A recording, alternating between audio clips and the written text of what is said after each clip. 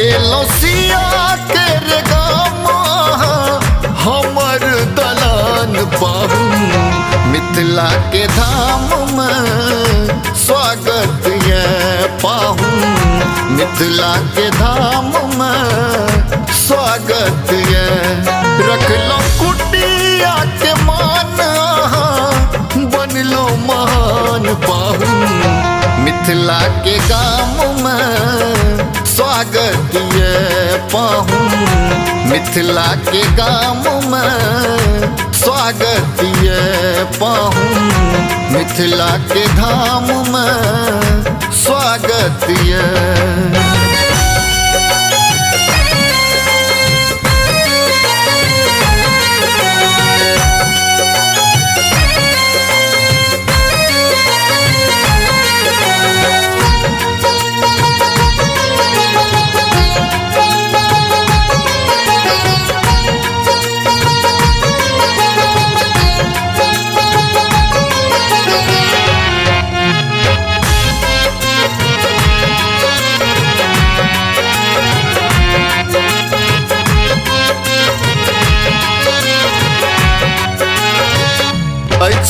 अभिलाषा राजा जनक सन स्वागत करता मिथिला में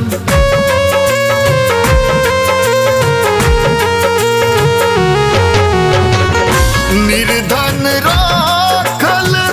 टूटली मड़ैया प्रेम भरल अछि तन मन में नहीं राजा समान खाली अछि दुई बुधान पाहू मिथिला के धाम में स्वागत ये पाहू मिथिला के धाम में स्वागत ये पाहू मिथिला के धाम में स्वागत ये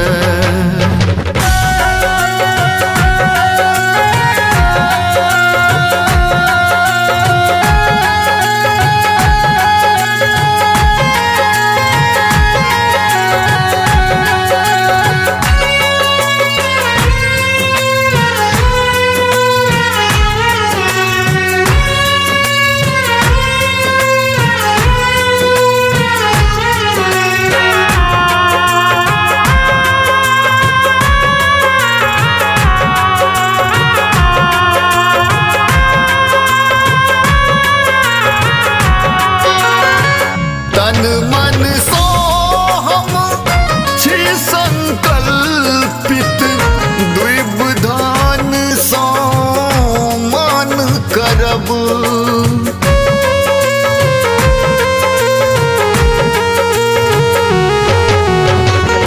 पग पग ध्यान राखब तैयो गलती हुए तो माफ करब जेना एलो कृष्ण बन आहा सुदामा के धाम पाहू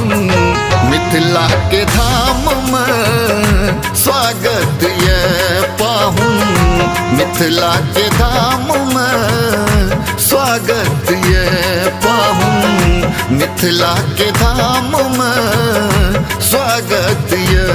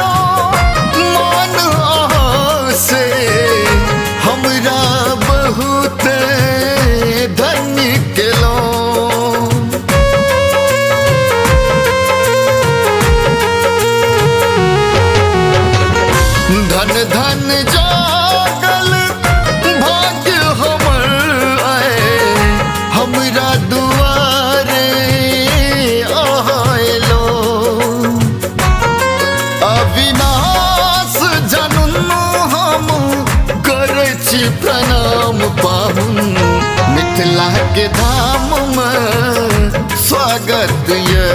पाहूं, मिथिला के धाम में स्वागत ये पाहूं, मिथिला के धाम में स्वागत ये। एलोसिया के रे गाम हमर दलान पाहूं, मिथिला के धाम में स्वागत ये पाहूं, मिथिला के धाम में स्वागत ये पाहूं, मिथिला के धाम में